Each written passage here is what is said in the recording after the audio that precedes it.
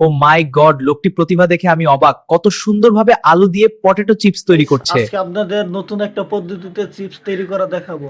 দেখেন আমার মামা মিস্টার বিনের মতো, মিস্টার বিনের পকেটে যেরকম মাছ থাকতো, এটা এটা সেটা থাকতো, আর মামা বাসা থেকে আলু নিয়ে এসেছে।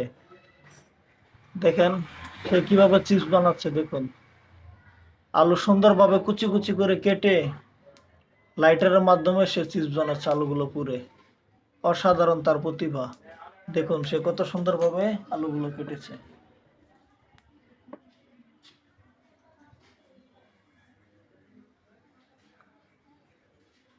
দেখুন ভিডিওটি কেমন হলো কমেন্টে জানাবেন।